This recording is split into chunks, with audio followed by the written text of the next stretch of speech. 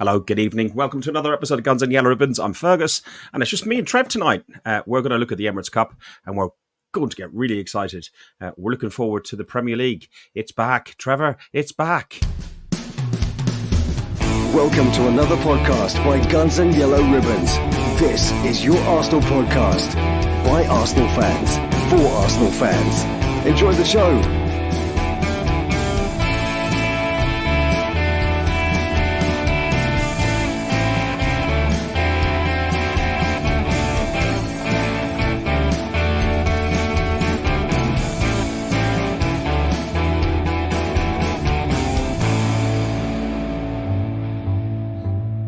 Trevor, good evening. I am melting in this room here right now. The door's closed. I got windows open, but there's neighbours out, and it all gets picked up on this microphone. And I'll tell you what, it's a really good thing that I did talk to Trevor about 10 minutes before this, because the image I had of you before you had that Sega top on was quite worrying, Trev. Yeah, it wasn't my best look, was it? In fairness, it wasn't my best look, mate. I've got right Betty Swallow to me. It's so hot, and you know what I mean. I just had it. It's lovely. I'm not complaining about it. It's lovely, but I'm getting all hot and sweaty because it's done now. It's all done. It's all pre-season's done. This weekend, Wolves at the Emirates, the start of our Championship League, Premier League winning season. We're off. We're running. And we're looking really good. I was at the game yesterday, Ferg. We're looking really good, son. Yeah, we're going to talk. Listen, we'll jump in with the Emirates Cup first of all. So, the Emirates Cup, we played Bayer Leverkusen for the first game, and yeah, mate, my brain's not working, and Leon for the second one. The difference we were talking before we came online, the difference in the squads. What was the phrase you used? You used the phrase that the team that we played on Wednesday night was almost like the team that we played if were having some injuries to get through in the main campaign. Yeah, Trevor, you can't concentrate on that and talk to me. You're just going to leave them for tonight. No, I can't do that. Yeah, looking at the teams, I just thought that the team against Leverkusen was a team we might play if we had a few injuries. If, you know, some of our regular injured players like Partey, what's his name, Martinelli, if they were injured, then that would probably be the team that would start for me. But when I saw the team for yesterday, Ferg, yep. I think that was Zinchenko's debatable, but I don't think we can put a better team out than that. And I was excited before the start of the game, and it showed how well we were. We started really well. They're not a bad side at Olympic Lyon, and we turned them over. Went 2-0 up and cruised. Very happy. Yeah, we did. One person who was welcomed back with open arms, I think, on Wednesday night was Granit Xhaka. And rightly so, don't you think, Trev? Yeah, look, right. He was a bit of a silly boy, wasn't he, right? And not only was he a silly boy when he took his shirt off and that, he was a silly boy when he had that attitude and he kept getting sent off and disciplined. And Arteta changed him. And Xhaka listened and learned, I reckon. And he had every right to be applauded and hailed when he left the club, because he put in a shift every week, and he put in a shift on the field in the right way. I've got nothing but praise for the boy, and I'm glad he won something last season, and I hope he wins something this season, apart from the Champions League. Players who got a little bit of stick last season was Zinchenko. Zinchenko's now shirt number 17, which he plays for Ukraine national side as well. He got the opening goal, and quite a good goal against. I didn't have a decent enough stream for the first half, so I saw the second half of the Leverkusen game, and I saw all of the Lyon game.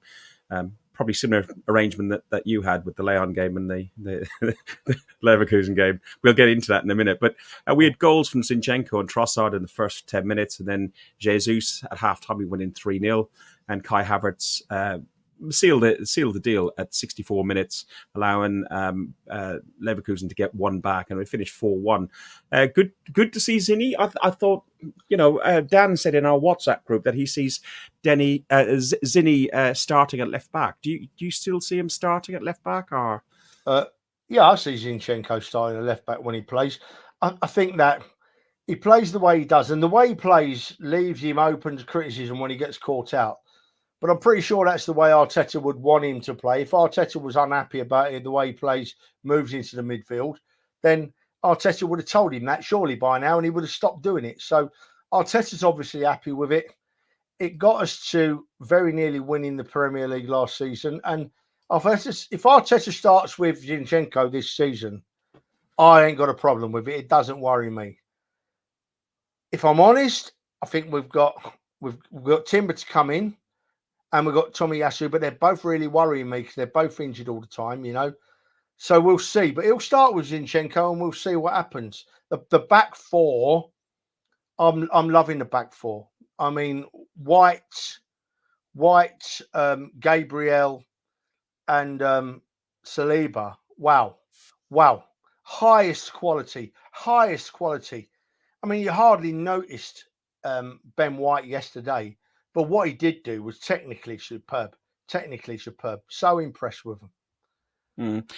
When Leverkusen came back to the Emirates, they came back as invincibles in Germany. So, you know, it was a big deal for them. And we did give them a good game, and we did have a good result against, yes, they're a week behind us in their pre-season. But I think the result shows good promise, and we saw that follow on into the game against Lyon, where it was more of what you would expect as our starting lineup. We had Raya, White, Saliba, Gabriel, Zinchenko on the left back, Partey, Rice, Odegaard, Saka, Martinelli, and Havertz. So I felt that that was more like what I will expect to see probably on Saturday. Maitland-Niles started for Lyon. Giroud, former Arsenal player, wasn't available because he was with France for the Olympic Games. You went to the game, Trevor. You got all excited after seeing the game on Wednesday night. You went, I need to have a ticket. You see the pre-season, and you were just desperate to get back. No, actually, it was from your under-21 game. You were just desperate to get back. And I went, Trevor, you sure? Are you really sure? Go on, talk to us about what the trip was like. I was desperate to get back into the Emirates, but if I'm honest, I was like a square peg in a round hole yesterday, and that isn't a complaint about yesterday. Yesterday was ideal for fact. There were so many families, young kids that are making their first visit to the Emirates. In fact, grown adults, many making their first trip to the Emirates, having a fantastic day, right? And I'm not knocking that at all. I just felt to myself, I can't wait for next week against Wolves, you know.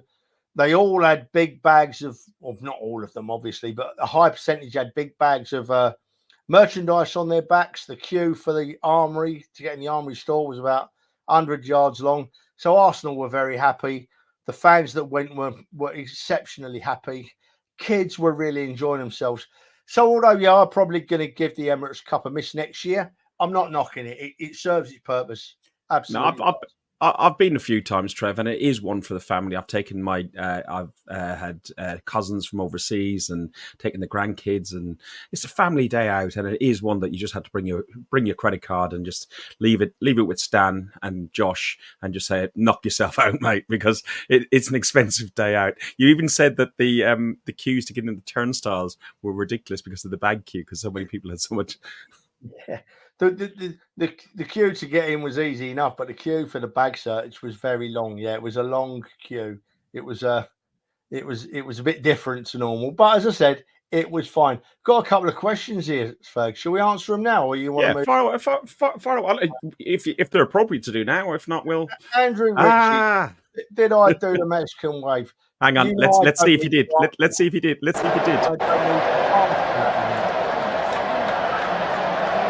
I can see Trevor there. Clock 134. That's you. Yeah.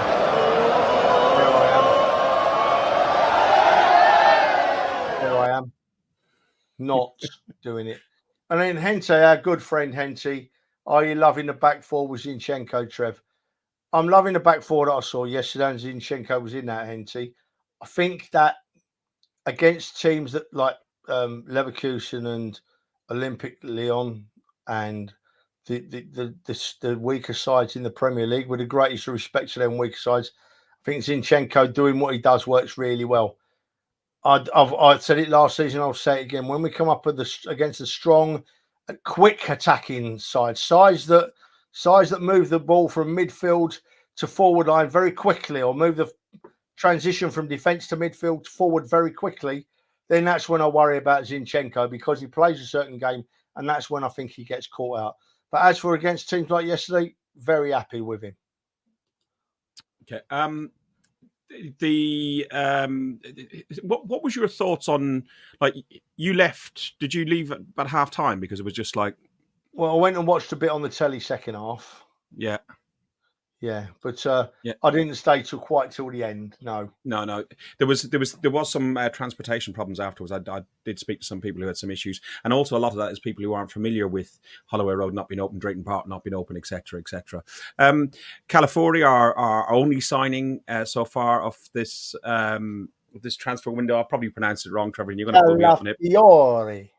Calafiori. There we go. Calafiori. He made his debut. What did you make of his debut? I know the ladies love his long flowing locks. Boy needs an haircut. But I tell you what, he does look very confident. A lot of Italians give that air of confidence, don't they? He looks very, very confident. Where he fits in, what happens in the defence, I do not know.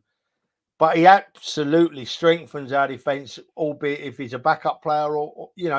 So I'm very happy with the signing of him. When we've got him and we've got Timber and we've got Tomiyasu fit, I don't know how we keep them all happy, but I dare say that's all been worked out. So, yeah, no problem with that. Andrew, asked quickly there, Ferg, what's happened to Timber? He picked up a knock. He's got a knock, Andrew. So that's why. I think it's an issue with players who get ACL injuries that it takes a little bit of time to get back into the run of things. Heinz Fergus, put Heinz in front of it. Okay. I do this. I don't do this for the abuse I get in the chat. Thank you very much, Heath. I really do appreciate it. Look, listen. If you want to be serious, we're going to talk about the Premier League, the upcoming Premier League fixtures. We're going to look at the Wolves game, probably in more detail on Thursday night. We're going to look at all the games, but we will touch on the Wolves game as well. But Premier League is back. The Premier League is back. All these teams are back in the Premier League. Friday night kicks off with Man United versus Fulham at 8 o'clock. And then we've got our fixtures. We open our fixtures against Wolves. Trevor, looking at that fixture list there, what's the first? It's a stupid question, but what's the first one you look out for? What's the first fixtures you always look out for? Well, simple. I always look out for the first game of the season because I'm so excited about seeing it. Then I want to know when we're playing Tottenham, when we're playing Manchester United, and when we're playing Manchester City. That's what I always look for, right? And Wolverhampton at home, I'm very happy with. And our first 3 away games, I'm really pleased with getting them out of the way early, because Villa we were rubbish at last year and we owe them. And Tottenham away and Man City away, get them out of the way early in the season. And I'm going to get some stick here, I'm sure. But if we win our first 3 games and then we draw at Tottenham and we draw at Manchester City, I'm not going to be overly upset.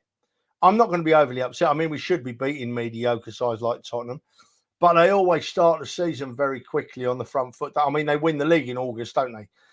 Most seasons. So, yeah, if we won the first 3 and drew at Tottenham and drew at Manchester City, I want us to win every game, but I wouldn't be unhappy, Ferg.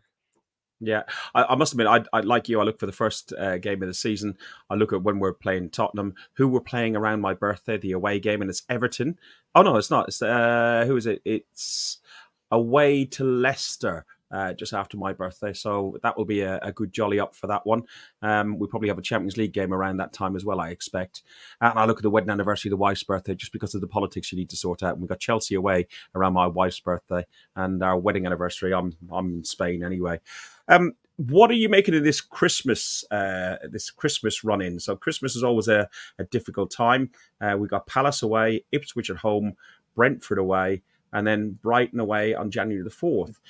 Looking at those 4 fixtures, Brighton could be a bit tricky, but you'd be comfortable with that, wouldn't you? Let me just leave that there, Fergus. Leave it there, mate, a sec. Just Heath, Tomiyasu has also picked up a slight injury as well, That's why he didn't feature yesterday. Yeah, do you know, but what worries me, Fergus, sorry about that. what worries me, Fergus, is that we said exactly the same thing last year, didn't we? We weren't too bad.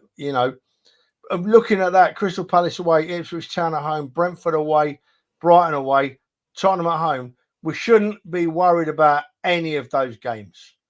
We shouldn't. But then last season, we weren't worried about Villa. We weren't worried about Fulham. So yeah, it's key. It's key that time of year. I've got to keep the players off the mince pies and get them training hard. And our run in this year isn't as nice as we'd normally like. We got Bournemouth at home again. They could be fighting to survive in the league. You got Liverpool away, who could be challenging us and City for the title. Newcastle will be probably fighting for a European spot, and Southampton could be fighting survival as well. So it's not the easiest of run-ins either, Trevor, is it?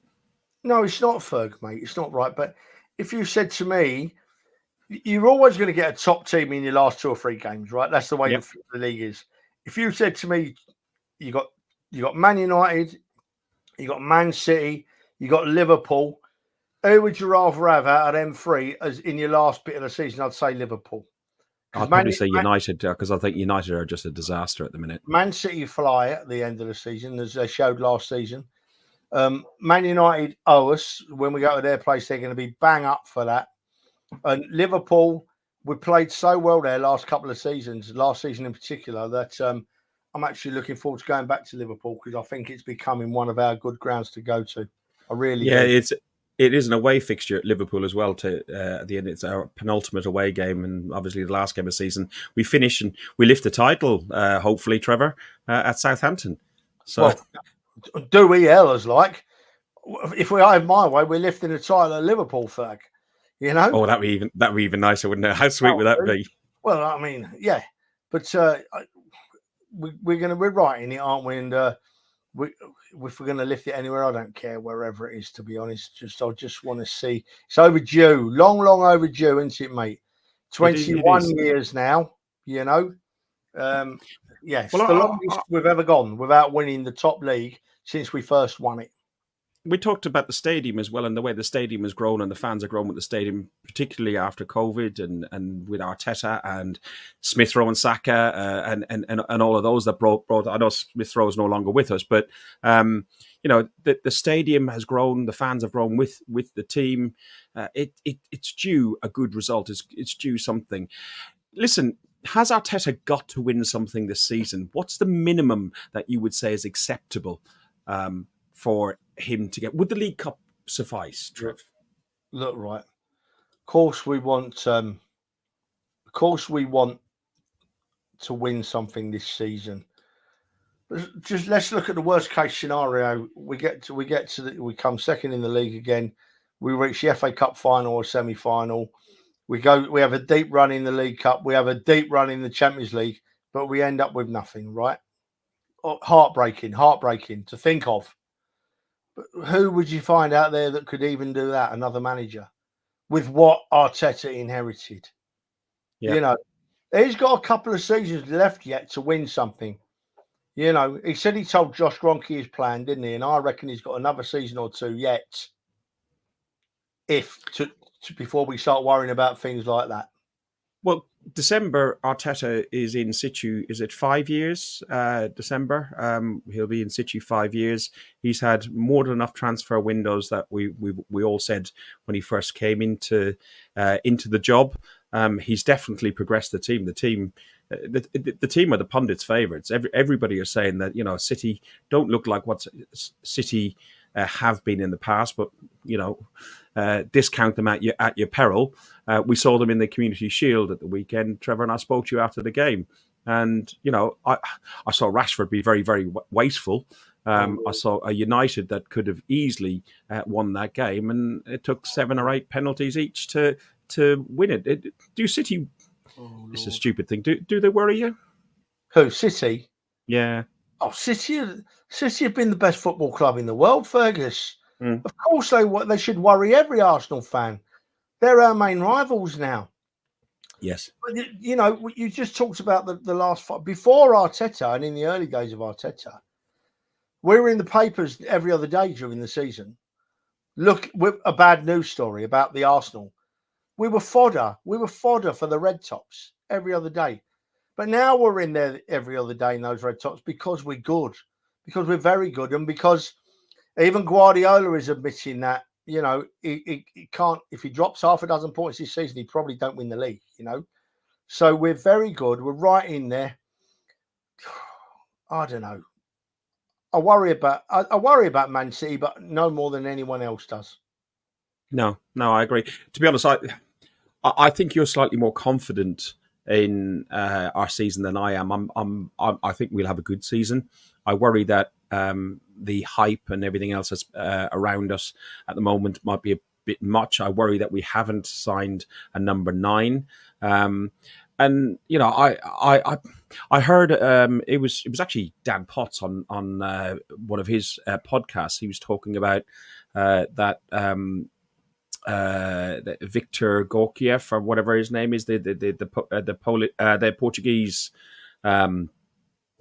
footballer, the guy playing out in Portugal, and said that was one of his main targets that he'd like to sign. And he explained the reason why is throughout the last few seasons we've seen people doubling up on Saka, and you know the concentration on Saka because Saka's our main outlet. Okay, yes, we are getting goals from other areas in the pitch, but if you've got a main man, a target man, a Tony, a Victor, or whoever it be, then that spare defender that's tucked in onto Saka has to go and they have to track that man too, and it gives more opportunity then for Saka to put balls in. And I reflected and thought on it, and I thought actually, you know, that's a very, very good assessment of it.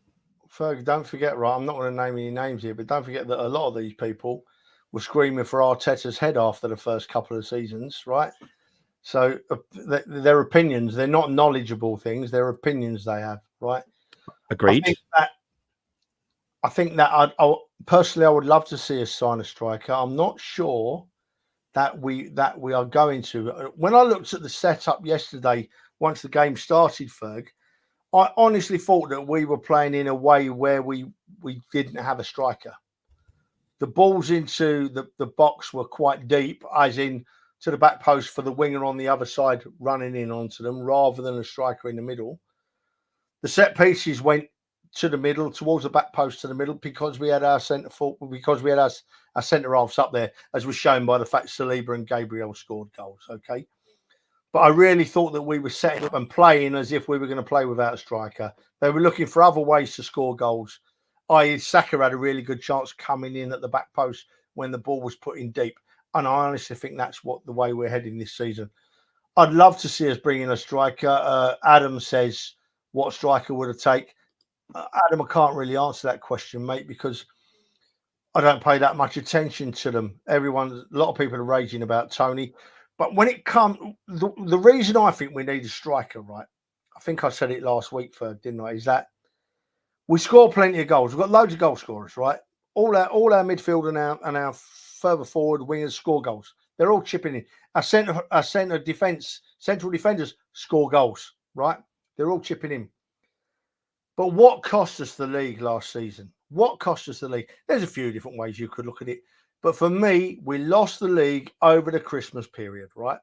When we had a bad run of 3 or 4 results, where we were still creating lots and lots of chances, but we weren't putting them in the nets, right? All of our midfielders and wingers that scored the goals, they all dried up at once. And we were getting all these chances and couldn't score a goal. And that is the situation where I'd like to have a big centre forward on the back and on the bench and say, get on there, change it about a bit. We're getting lots of chances. Stick one of them in the back of the net, you know, and put him on. I know. Change it. I'm not saying he'd start, but I'd like him there, an option. A lot of people talk about the Villa game in the run-in, that it was the game that lost it for us. But yes, it did have a big influence on it. But I agree. I think it was more West Ham. Okay, they schooled us at our place, but West Ham at home, Fulham away, and Villa away. They were the 3 games for me that really, really hurt. And Fulham in particular, I felt, you know, that we had gone 1-0 up very quick early on in that game, and we just didn't capitalise on it. Eddie Nketiah is our current number 9. Not our number 9, Jesus is, but he's our current striker. A great player, but I don't think it's a player that's necessarily suited to the style of football that we're playing. Will Eddie stay? And, you know, if he does, will he get enough game time?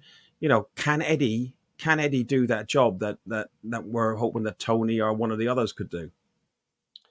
Yeah, well,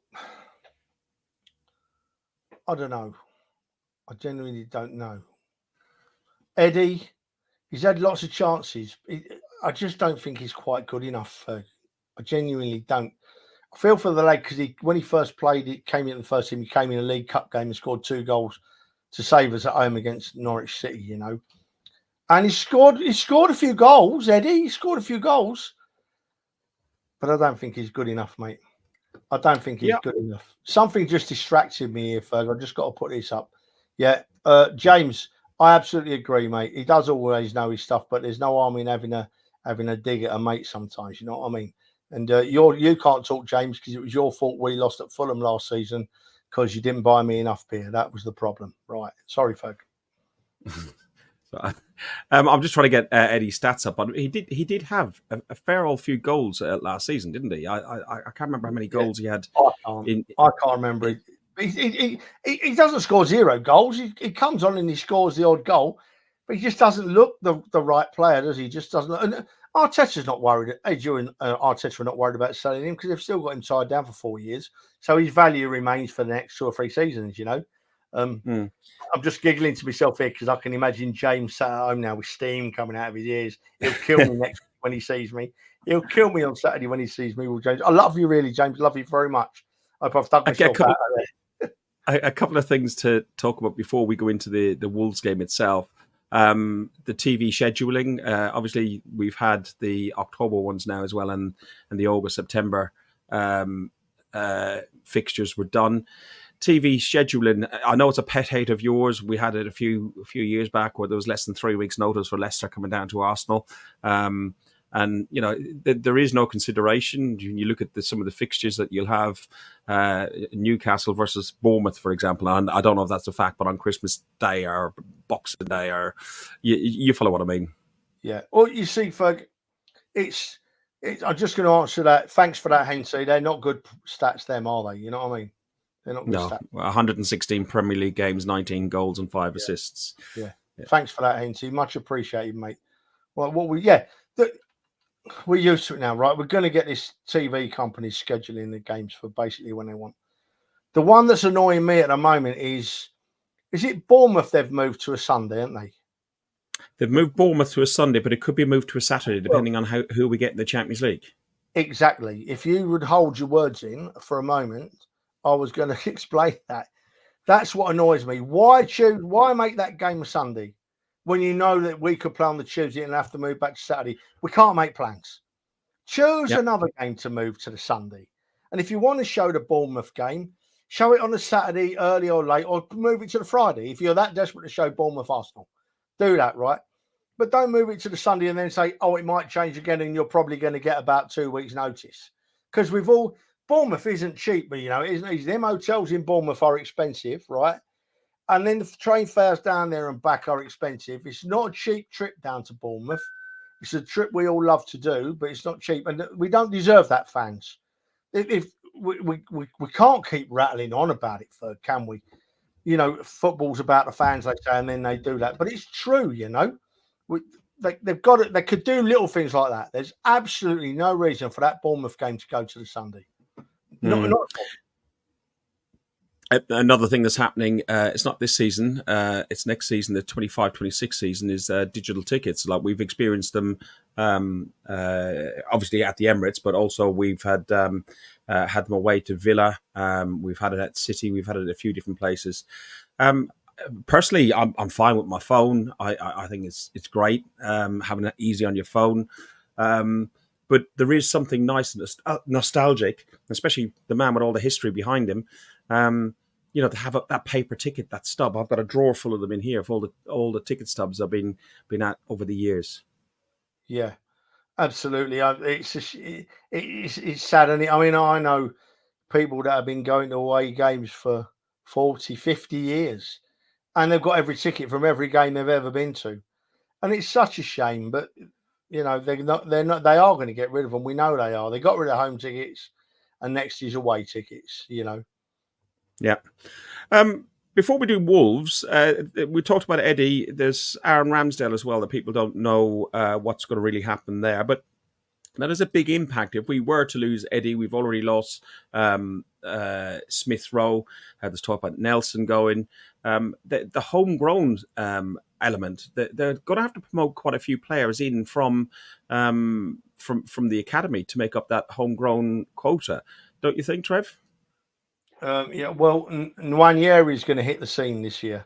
Nwaneri is going to come flying onto the scene.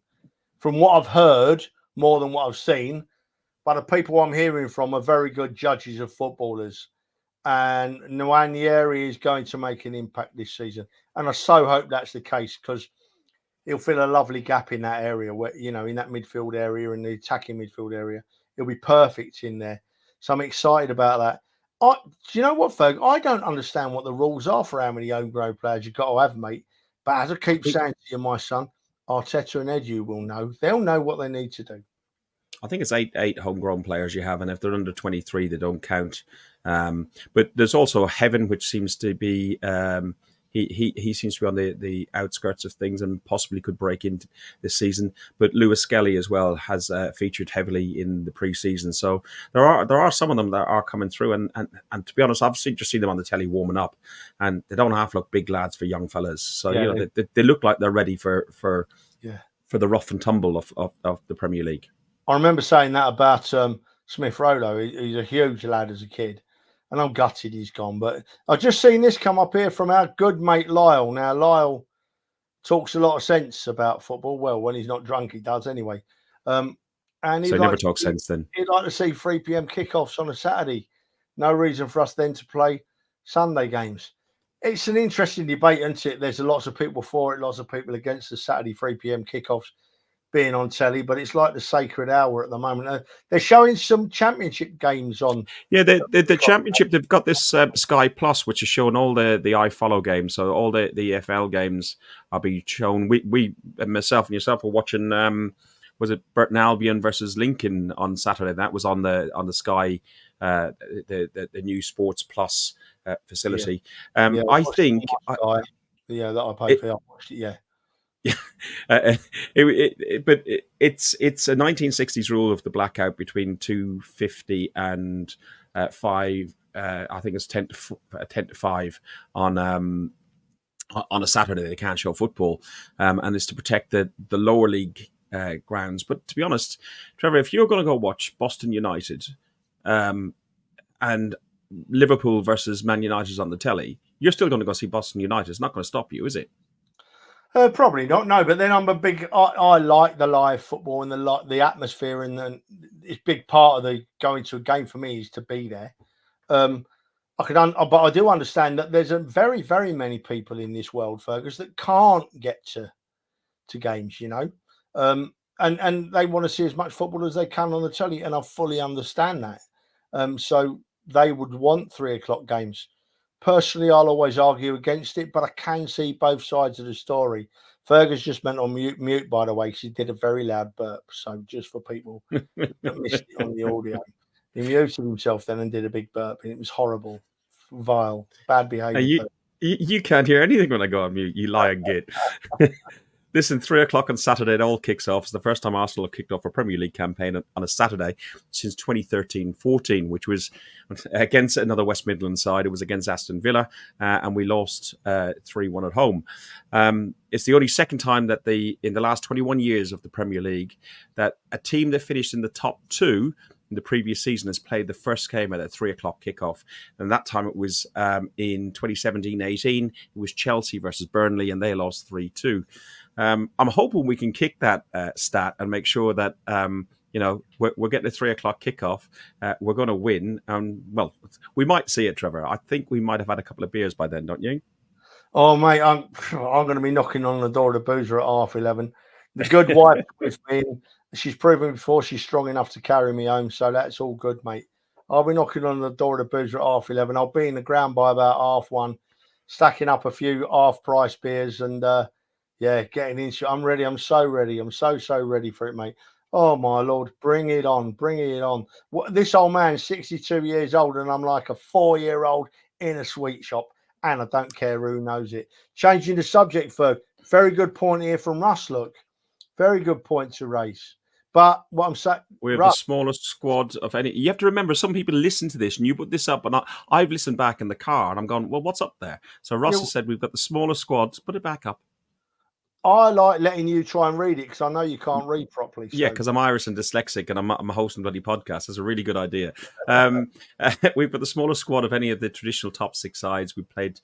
We have 24 players, and the next side up is United with 28. And I don't think we used all those 24 last season. I think we used the smaller squad last season as well. It's something like 17 or 18 players on a regular basis. So it is a good point. But I think it's the thing that Arteta wants. I think he likes to work with his core players. Trev, what's your thought on that? And don't forget, we've still got a couple of weeks of the transfer window. Yeah, that might change. That might change completely, but I'm not so sure it will, but it may. Just mentioned Wanyeri and we mentioned Skelly, and I think that we're looking all right, you know. I think if we go into this season with 24 players of that quality and a strong key to our season, as always, a strong defence, but not only a strong defence, but at least three high quality backup defenders that, you know, if one gets injured, he can step straight in. I'm really happy with that. What plays in front of that has got to score us some goals, and it will. So I can't see a weakness at the moment in our side. I think Odegaard has developed every season he's been with us, and last season he was absolutely fantastic. So God knows how good he's going to get this season, you know. Martinelli was a bit off the back end of last season, and if I'm really honest, I thought he was a bit off it yesterday. I thought his first touch was a bit off yesterday, but he's still only a youngster. He'll come good again. No one wants to get on his back because that don't help. He will come good. Have you watched any of Martinelli back on the telly from yesterday or not? No, I haven't. No, he just looked very frustrated, and he looked very annoyed with everybody and everything. And I just worried that, like, you know, he didn't really start many games from March until the end of last season. He did have that injury, and I just do worry that maybe he's getting a bit frustrated. I think he's definitely frustrated with Trossard, who's pushing him hard for his position. And I do think he needs to push on this season. Otherwise, you know, he might have to follow the road of Smith Rowe, which I hope is not going to happen. I disagree, Ferg. I'm sorry, son. I disagree. Martinelli has proven his quality. He's just had a bit of and the way he plays the game as well. When he runs with the ball and when he goes with the ball, it's a high risk approach. He goes at high pace. He knocks the ball in front of him, and sometimes he's going to get tackled and he's going to get beaten, and that's the way the game is. I'm not agreeing with you, mate. I think that Martinelli will have an excellent season. Last season, Arteta managed to keep all the players happy, and not all of them were playing every week. And I'm sure he'll do the same again. Trossard, excellent, brilliant to start with, or brilliant to bring on halfway through the game. Trossard, he's a trier, isn't he? He's a real trier, Trossard. He reminds me of like a Perry Groves or a Martin Hayes or an Ian Allison. I was going to say Freddie Ljungberg. Yeah, Freddie Ljungberg was a starter every week, but them boys, they were backup key components of Arsenal sides that won trophies and done really well. And when they needed, they came in. They were superb. Superb. Arsenal have won the last 6 Premier League matches against Wolves, the joint longest run against them in the competition, and the previous longest run of 6 was against Wolves between 2003 and 2011. So, you know, we have a good record against Wolves generally, and we've won the opening game of the Premier League the last 2 seasons running. Nottingham Forest was a game at home and away to Palace the year before. We're looking for 3 in a row. The last time we done that was in 2007, 2008, and 2009-10 season. So it would just show that the side are progressing. If you were to look at your starting 11, you said we don't have any issues in the squad. I'm just looking at the squad here, and the issue that's glaring, obviously, for me, first of all, is the goalkeeping situation. Yes, we have got 3 very good keepers on the website in Aaron Ramsdale still holding number 1, David Raya number 2, and Carl Hein 31. Carl Carl Hein, I believe, is touted to be going on loan out to Spain. Aaron Ramsdale, we don't know what's going on with, and David Raya has now signed a permanent contract. Where are you on this goalkeeping situation then, Trevor? I've got no issue with, not that I'd like Aaron to go, but I've no issue with Aaron going because I understand why he would have to go if he wants to progress his career. But we shouldn't be then looking at possibly loaning out Carl Hein and there's rumours of Aaron Ramsdale going to Wolves on loan with an option to obligation to buy, and we're getting Daniel Bentley and back? Bentley, yeah, good yeah, goal. back, yeah. Look, Ferg, we did it all last season, mate, didn't we? We can't keep banging on about it this season. No, the fact of the matter is, how I feel. I feel very sorry for Ramsdale, and I'm gutted that he lost his place because although Raya is a fine keeper, Ramsdale did nothing wrong in my eyes, right? But Raya is the choice of our manager, so he gets our support, doesn't he? I'm very surprised that Ramsdale is still at the club. Heath Keogh says that, we need Ramsdale at the club. Absolutely, we need Ramsdale at the club. But looking at the slightly bigger picture, Heath, in that Ramsdale is a goalkeeper of the very highest quality, right? An international, a current international, not a past international, a current international. And he deserves and needs to be playing first team football somewhere. I'm surprised that he's not gone to a very high club, a very high standard club. I mean, I'm surprised that Chelsea didn't come in for him, first of all, because I thought Chelsea were in dire straits with their goalkeeping situation last season. I thought Chelsea might come in for him, but instead Chelsea have bought every other player that's come up for sale, and how they're going to work on that, I do not know. So if Ramsdale stays, I'm over the moon. If Ramsdale gets picked ahead of Raya, I've got no problem. No problem with that. But I'll be surprised if Ramsdale's still with us for the start of the season. It's too good, Ferg. It's too good. So we're assuming that, I think rightly assuming that David Raya will be in goal. If we're looking at defenders against Wolves, William Saliba, he's been on the winning side 49 times in his 65 Premier League games. Should he win on Saturday, he'd be the fastest gunner to get to 50 victories in the Premier League. Nacho Monreal is the guy who holds that record on 70 games. It just shows how good our defence has got. Saliba, White, Gabriel, and one of a selection of others have just been immense in the back four. Who is that fourth one that you would put in the back four?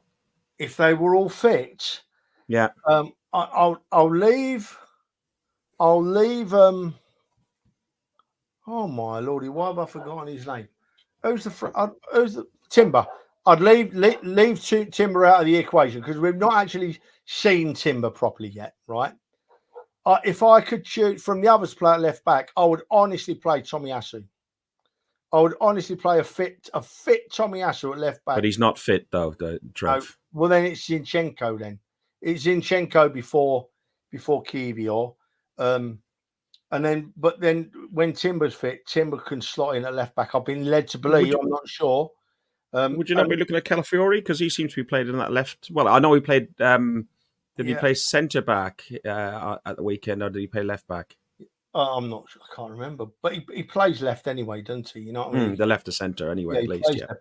So actually, the left back position is just guesswork on our behalf, isn't it? Because we've got so many options, and I wouldn't be fed up with any of the options, to be honest.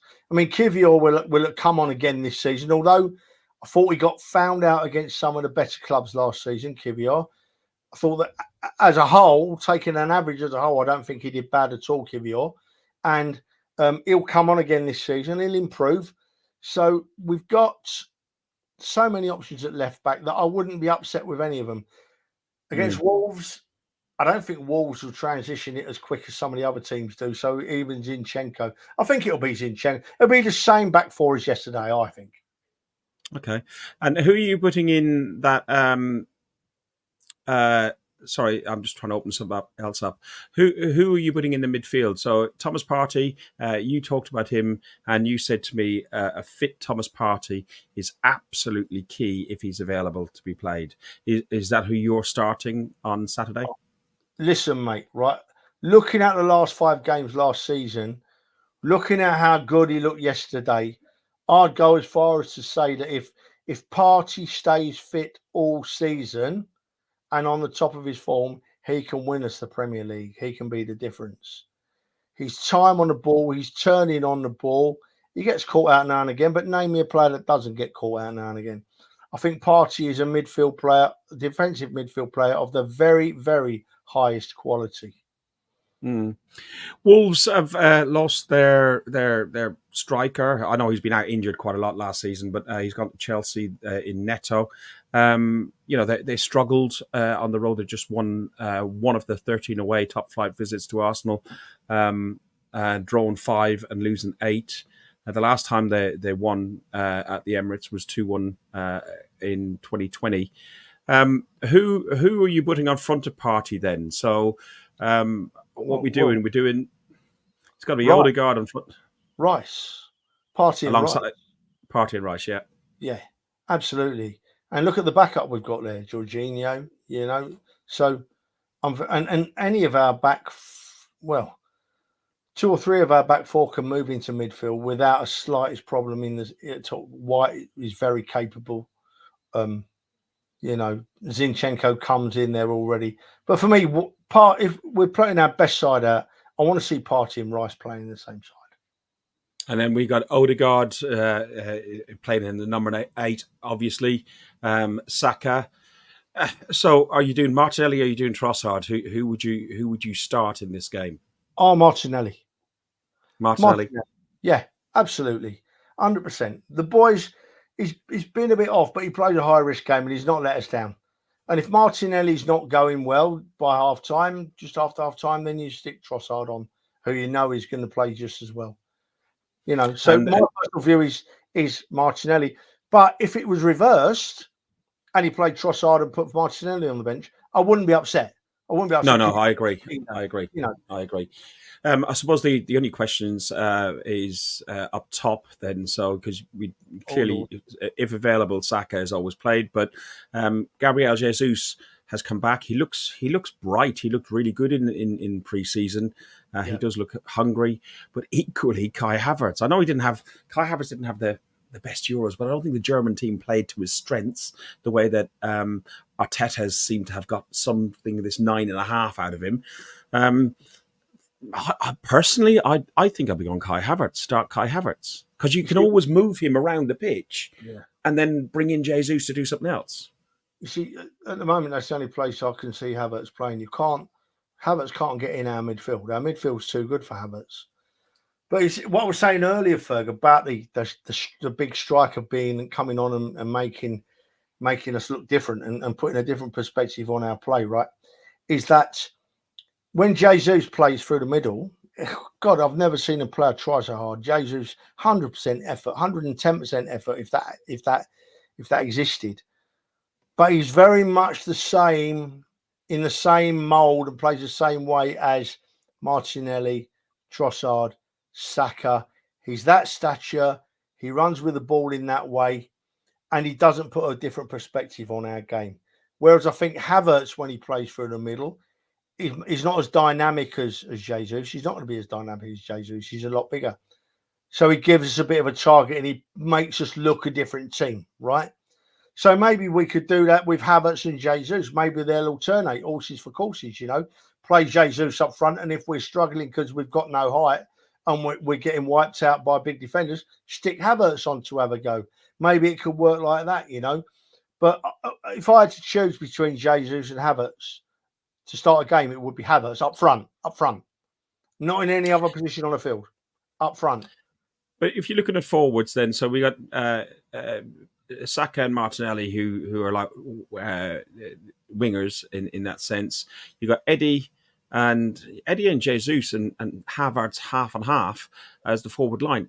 It's that front line, as we said, everyone's screaming out for a striker. It is probably just the chink in our armour at this moment in time. Don't you agree? Yeah, but I don't think we're going to get a striker. From what I saw yesterday, we seem to be setting up to play definitely without one. And he's going to put, maybe Arteta's thinking Jesus and Havertz. One of them's got to go off this season. One of them's going to kick off and score a lot of goals. They're both due a high goal scoring season, right? and maybe he's thinking it's going to happen this season. Jesus was unfit for a lot of last season. Remember, he struggled a bit, but he'll come back into this season fighting fit. So I don't want to see him leave the club. I want to see Jesus stay as an option, but I want to see Havertz playing up front and maybe with Jesus as an option. Or if Jesus starts a game, then at the first inkling of us not doing what we need to do up front, get him off and get Havertz on, or move him wide and put Havertz on. Because Jesus can do a Martinelli job, he can do a Saka job. He honestly can, you know. And that's why I'd like to keep Jesus in the squad, because I think Saka, if we did get a proper out-and-out number 9 striker, I think Jesus could cover for Saka and give him a bit of a rest occasionally, and bring him on. One of the things that you did notice when you were at the stadium was the price of beer has gone up. The beautiful Camden Hells lager that is served up so poorly in the stadium has now gone up by another 10 or 20 pence a pint. It's now £7 a pint. But they were still doing the 2-for-1s, weren't they? If you get in early, get onto Block 5 or get onto the concourse and build up the atmosphere in the stadium and you know, pull that out into the stands. Up to an hour before kickoff, it was all 2-for-1. I've got no reason to believe that won't stay the case, because I think Arsenal have now realised if they don't do that, they're not selling anything.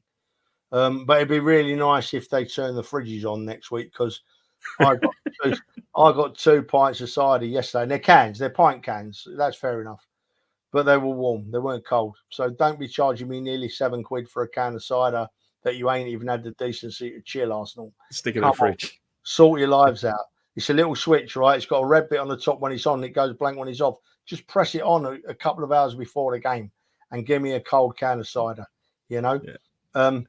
They've rounded it up. They could say they've rounded it up to £7 so they don't have to give out small change, but they don't have money anyway, so they've not got that excuse, Ferg. How would you know? What do you mean? How would you know what to take or transact in? Well, this comes up on the screen, doesn't it? What you're paying for. Oh, is that when you're looking over my shoulders? I'm paying for the beers. Oh, my lordy. I had to tell you that before the show, people. He said to me, how much does beers cost at the Arsenal? He never even knew how much they cost. Now I know why he was asking me. Now I don't need to worry about those sort of things. You know, I just pay for it. Listen, today was the launch of the 3rd kit. I know there's debate about the various kits. The 3rd kit, I don't know if it's growing on me or not. I think the whole advertising campaign behind it, though, has been absolutely fantastic. They've used real fans, match-going fans in the advert. Here's the advert. I'll play it for you and then we'll have a chat. Here we go. Let's chat about originality. Let's chat about Arsenal. It's the last time.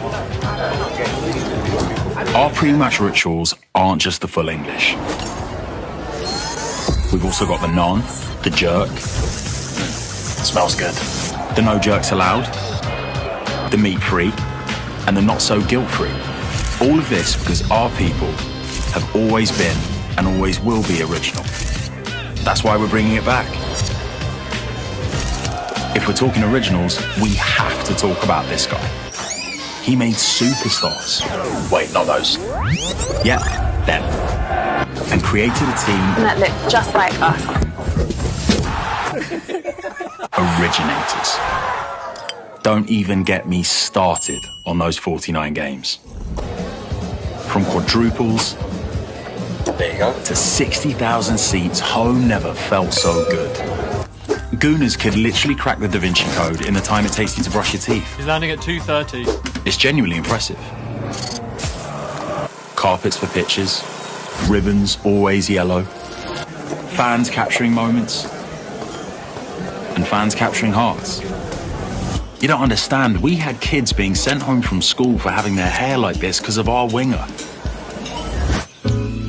At the Arsenal, it's important to be as stylish off the pitch as on it. Something's wrong.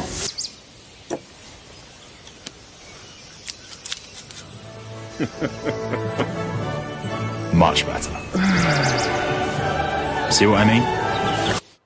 Originals. Coming, chef. Trevor, you're definitely an original. What do you think of the advert? What do you think of the shirt? What do you think of the 3 kits that we've had this season? I love the advert. I love it. It's a bit different to what we've done before.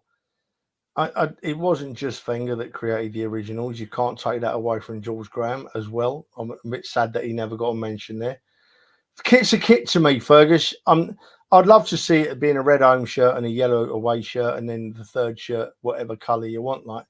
But that don't sell shirts, and we know the game's all about money, and they're looking to sell. So they have to make drastic changes each season. So the shirts are the shirts. That's what we've got. If we win the league in them, they will be iconic shirts. Iconic shirts. Yeah, to be honest, I think with this third shirt, the thing that I like about it the most is the thing that I also find as disappointing, which is the cannon facing the right way. The cannon had the AFC cannonballs, and it's got the old Adidas logo. I just think when you look at the 88 to 90 shirt, which had that same on it, that it would have been lovely if that was on an away shirt as a yellow shirt rather than that. And the current, this could have been next year's third kit, and the current away kit could have been the away one. I'm not moaning. What I did like though with the advert is there's an awful lot of actual fans, match-going fans. You got Coke Guy. I have met him several times. I do know his name, but I've forgotten it because I was so drunk every time I've met him. Susanna, who's taken that picture of me and you hugging in the stands with your tattoos all over you. She's in there. There's quite a few of the people we know, Trev, in that, and it's absolutely brilliant to see. I really do like it. Yeah, it is indeed. It is indeed. They're making an effort to get fans involved, which is always great. I love to see it. Yeah. Trevor, I'm just ready. I'm ready for the season. What day is it? I am too. What day is it? Monday. Oh, God, I saw it Tuesday, Wednesday, Thursday. Oh, my Lord. No good. There will be, hopefully, as well, we're led to believe, a tribute to Super Kevin Campbell, which should be the club are doing something. We don't know exactly what it is, unless you've heard anything, Trev, on Saturday to pay respect to Super Kev. They did mention it before the game yesterday, and there was a round of applause broke out for him that they're going to do something before the Wolves game this Saturday, and rightfully so.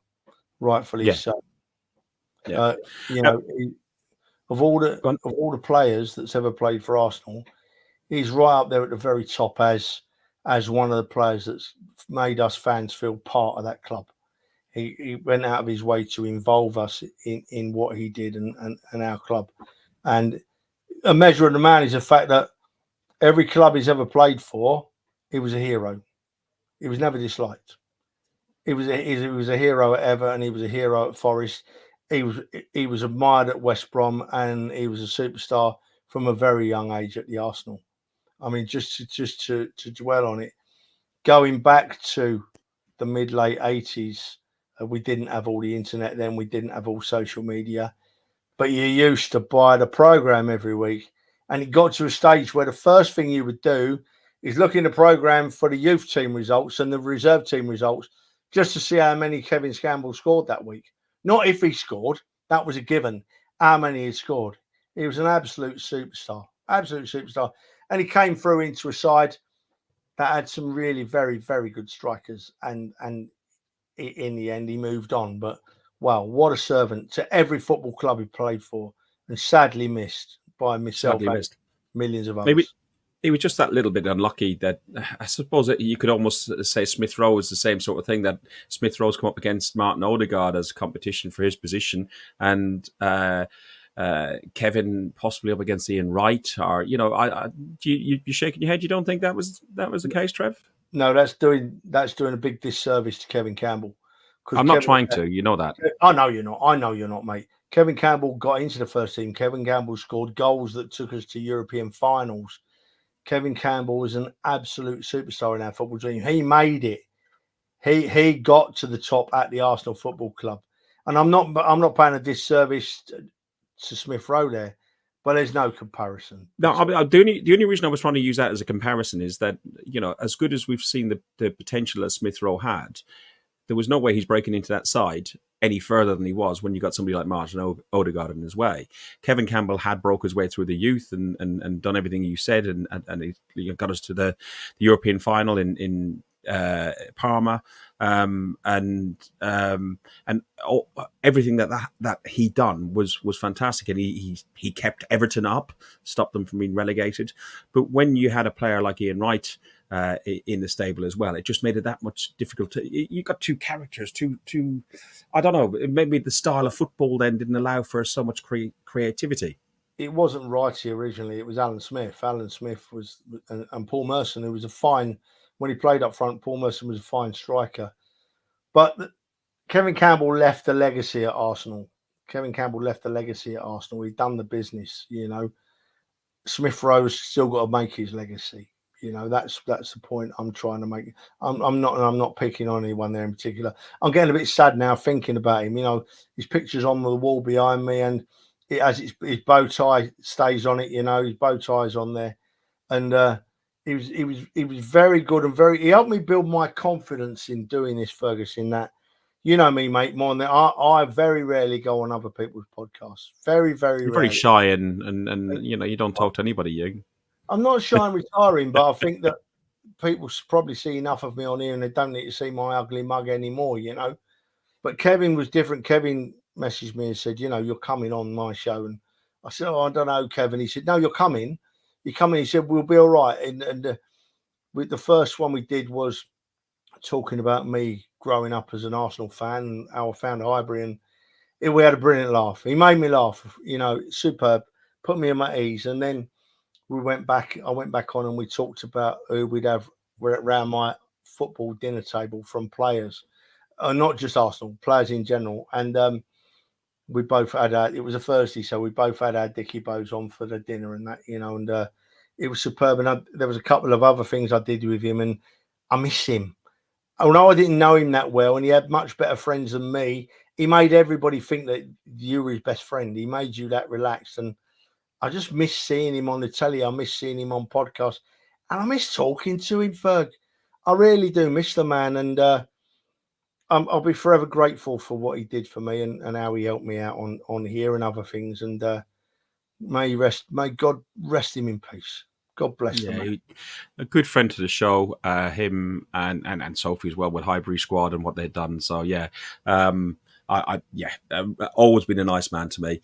Trevor, as people would have seen, we are back on X, Twitter. You will be able to see us on Twitter and YouTube via the Guns and Yellow Ribbons, or Guns and Ribbons as it is on Twitter. The numbers are back up, which is brilliant.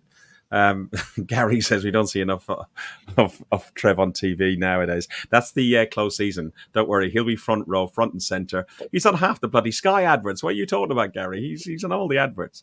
Trevor, I've really enjoyed this. We will be back on Thursday night. We're going to do the preview show that we started toying around with last season. We're going to look at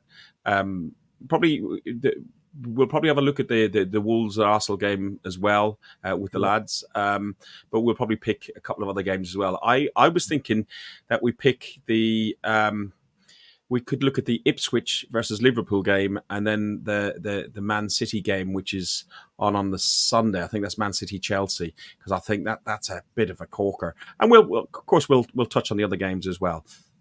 Yeah, well, mate, but that's the idea, isn't it? We're going to touch on every single game in the Premier League, and I think that it's only right on Thursday, with it being the first one, we pick our top. I'd like us to pick our top 4 in the Premier League, right, or our top 2 in the Premier League, a relegation, and it'd also be interesting to see who people think are going to come from the Championship into the Premier League next season.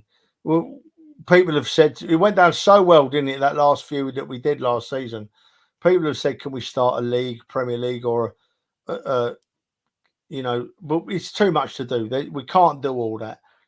So if anybody joins us, give us your predictions, but keep a record yourself, and it'll be interesting as the season goes on. And we'll either be sitting there with faces like this because we're top of the league, or we'll be sat there like this because we're struggling a bit. Who knows? But I can't wait for Thursday. I loved that last year, having a touch on every game, giving a choice of what the scores were going to be.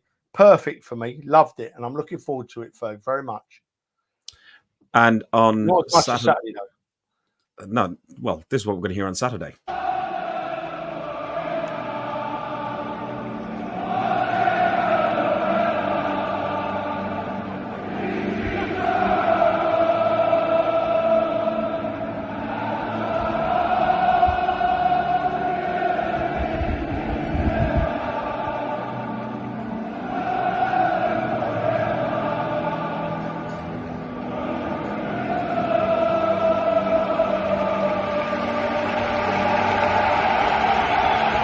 You have been watching a Guns and Yellow Ribbons podcast by Arsenal fans, for Arsenal fans. He's not finished. Look, Adam Stearman Photography. How about a dream team? Adam, son, you're watching a dream team right now. Fergus Trev, eat your heart out, ITV and BBC. You're watching a dream team right now, son. Yeah. And we're bringing the reserves next week. We'll have Capo back, and we'll have Alex. Alex will be back for Thursday, and then next week we will have Dan back as well. And he's been 10 weeks in Cyprus, so he might even have joined up Freckles by then. Do you reckon, Trev? Yeah, I think that you should leave the ginger shakes out this season. I haven't said anything about ginger. It was you who said ginger. I just said joined up Freckles. I've known you long enough now, my son. I've joined up Freckles. I'm fair skinned. Voice either. Don't you put your high pitched Mr. Innocent voice on. Don't wash with me, son. You behave. Right, on that note, Trev, I've enjoyed this as always. I really had a time to go for an hour, but we've gone for an hour and 6. Thank you everybody who's tuned in and joined us on Twitter, or X as it's called now. If you would go over to our Guns and Yellow Ribbons YouTube page, click like and subscribe. You'll get to know when we're coming out live in future. Up the Arsenal, fuck the Spurs. Thanks for listening to Guns and Yellow Ribbons, an Arsenal podcast by Arsenal fans, for Arsenal fans. Follow us on Facebook at Guns and Yellow Ribbons, or Twitter at Guns and Ribbons. And remember to rate and review us too. Up the Arsenal.